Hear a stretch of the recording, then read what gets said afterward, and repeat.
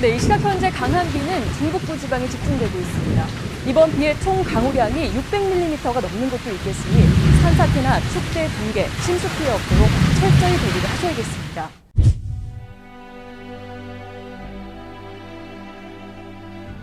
(1995년) 북녘 땅에 유례없는 대홍수와 겨울 냉해가 발생했습니다. 이른바 고난의 행군시대. 그 시기 북한 주민 중 적게는 수십만 명에서 많게는 수백만 명이 굶주림으로 사망했습니다.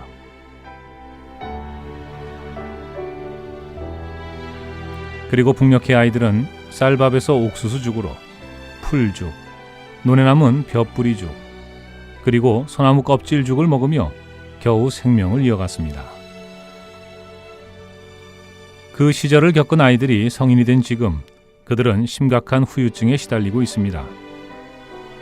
북한 성인 남자의 평균 신장은 158cm. 구한 말에도 미치지 못하는 신장을 갖게 된 것은 바로 어린 시절 굶주림의 결과입니다.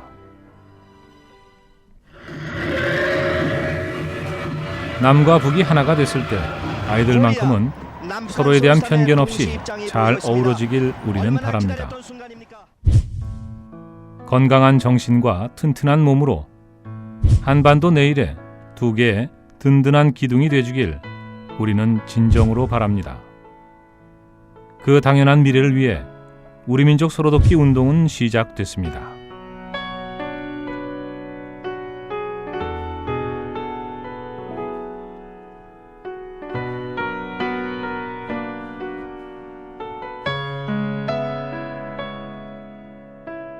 (1996년) 인천항에 밀가루 500톤이 산적됐습니다. 이것은 남한 국민의 애타는 마음과 염원을 모아 이뤄낸 우리 민족 서로돕기 운동의 첫 대북 지원 사업이었습니다. 그 당시의 정치적 상황으로서는 이북을 돕고 뭐 어쩌고 하는 것은 정치적 정부만이 아니라 일반 국민들까지도 하느냐 하는데 굉장히 반대적인 분위기였어요.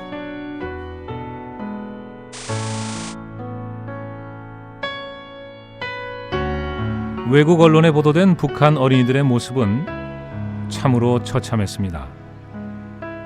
미래를 빼앗겨버린 북녘 아이의 눈빛에 남한 국민들의 마음이 조금씩 움직이기 시작했습니다. 정치적 견해 속에 가려져 있던 진심 어린 동병상련의 마음과 동포애가 바로 그때 터져 나왔던 겁니다. 남쪽 국민들의 뜨거운 동포애를 확인하며 우리 민족 서로돕기 운동은 북한과의 교류 가능성을 입증했습니다. 그리고 그 동포애를 뿌리에 두고 본격적인 대북 교류 협력 사업을 추진하게 됩니다.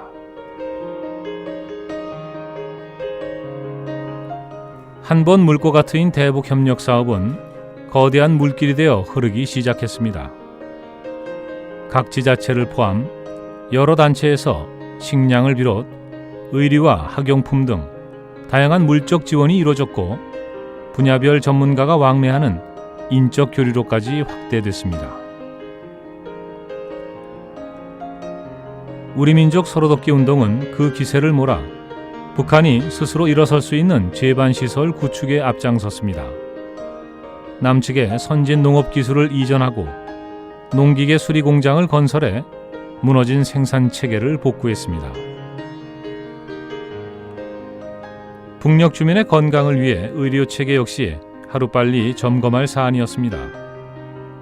당시 북한은 포도당 수액을 현대적으로 제조하지 못해 물을 끓여 증류수를 만들고 병이 없어 맥주병을 소독해 쓰는 참담한 형편이었습니다.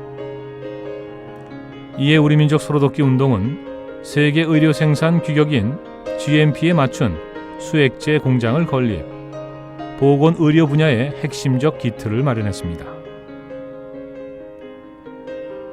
평화와 상생을 일구기 위해 국내외적인 노력도 계속됐습니다. 대내적으로는 평화나눔센터를 설립, 민간 단체들의 적극적이고 조직적인 대북 지원 사업을 다져갔고, 대외적으로는 북한 관련 전문가들을 초청, 남북 문제를 풀 수 있는 정책 마련에 골몰했습니다. 지하 핵시험을 안전하게 성공적으로 진행하였다. 금강산 해변에서 50대 여성 관광객이 북한군총에 맞아 숨졌습니다. 정부는 정부 예산이 들어가는 대북 지원 사업을 전면 중단하기로 했고, 북한인 오늘 오후 연평도에 이 해안포를 무차별로 발사했습니다. 먼저 북한이 핵을 포기해야 하고 그 전까진 강도 높은 압박을 가하겠다는 정책입니다. 하지만 당장 대북 우리 민족 식량 소로돋기 비료 운동이 지원을 걸어온 들어 15년, 덜컥거리던 남북 그 관계는 길이 금강산 늘 관광객 순탄했던 것은 충격 아니었습니다. 사망 사건을 고비로 가파른 냉각 급변하는 운동으로 국제 정세 속에서 그동안 많은 일궈놓은 생명이 성과도 있는 천안함 침몰 앞으로 사건, 해야 할 일들도 모두 남북관계 주무장관인 가다서다를 전현택 반복했습니다. 국무장관이 직접 나서 돌파구가 보이지 않을 때 남북교역, 인적 교류, 우리 민족 소로돋기 대북 운동은 지원이 차단된다고 순수한 선언했습니다. 민간급 대북 지원의 당위성을 최선두에서 알렸습니다. 남북 교류가 끊기면 가장 먼저 북녘의 아이들이 굶어야 했기 때문이었습니다. 어려운 길을 걸어서 이 자리에 양복 창고가 전부 바닥이 나갔습니다.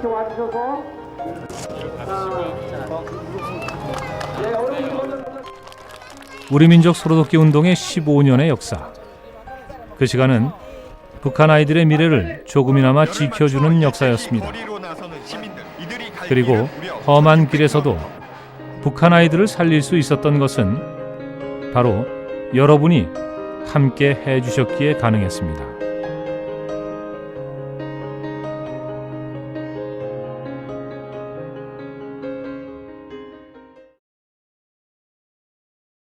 헌종이 한 장, 또 한 장은 깃털만큼이나 가벼운 무게입니다. 하지만 마음이 모이고 정성이 모일 때 그 무게는 상상을 초월. 대한민국 고등학생들이 기적을 만들기로 했습니다.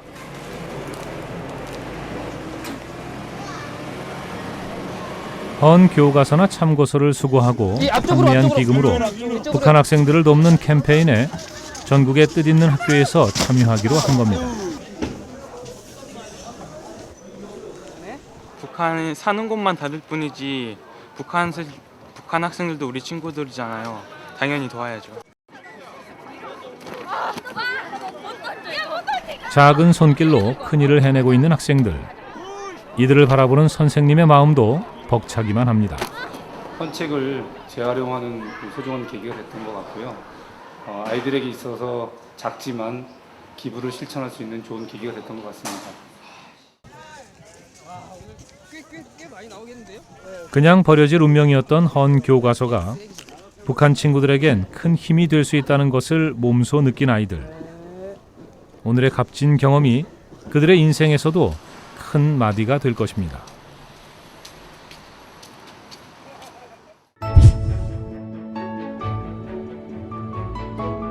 생명이 탄생했습니다. 행복이 2배가 됐습니다. 이 기쁨을 북한 친구들과도 함께하고 싶습니다.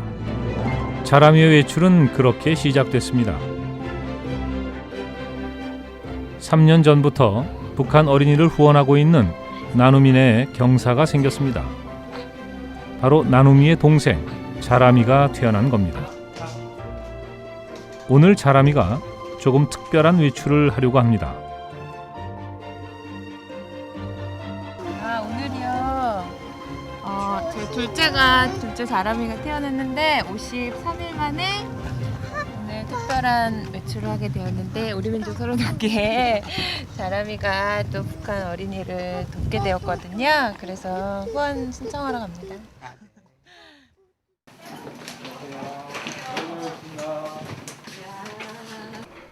나눔이에 이어 나눔이 동생 자람이까지 북한 어린이를 돕는데 고사리 손을 보태기로 한 겁니다.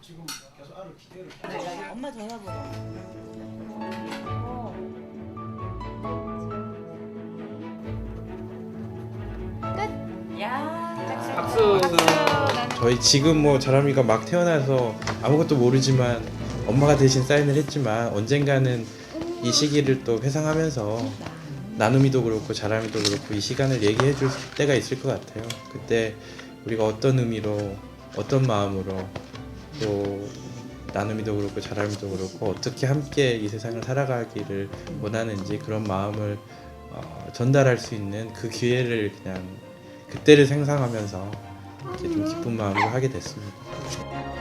가까운 미래, 자람이가 북쪽 친구들과 함께 건강하게 뛰놀게 되길 바랍니다. 서울과의 거리 약 600km. 한반도 최북단 함경북도 온성군이 자리하고 있습니다. 산이 많아 농사 짓기가 어렵고 길이 험해 중앙의 배급도 채 미치지 못하는 취약지역. 하지만 이곳에도 천진난만한 아이들이 살고 있습니다. 105개나 되는 유치원에는 6,400여 명의 해맑은 꿈이 쑥쑥 자라고 있습니다. 온성군의 어린이들은 조금 특별합니다. 나만의 또래 아이들보다 키도 훨씬 작고 몸집도 왜소합니다. 한창 커야 할 시기에 제대로 먹지 못한 아이들. 온성군 아이들에겐 꿈이 하나 있습니다. 지금보다 한 뼘만 더 키가 자라는 겁니다. 온성군의 사정을 알게 된 우리민족 서로돕기 운동은 2010년 밥이 희망이다 캠페인을 시작했습니다. 온성군 아이들에게 하루 빵 1개를 지원해 남북 어린이의 키의 균형을 맞추는 것은 물론 마음의 균형까지 맞춰 보자는 캠페인입니다.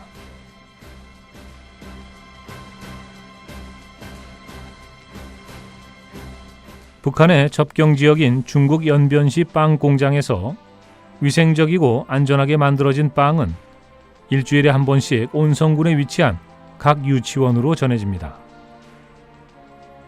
이젠 하루에 빵 1개를 먹을 수 있게 된 온성군 아이들. 아이들의 키가 자라는 만큼 희망도 자라리라 우리는 믿습니다.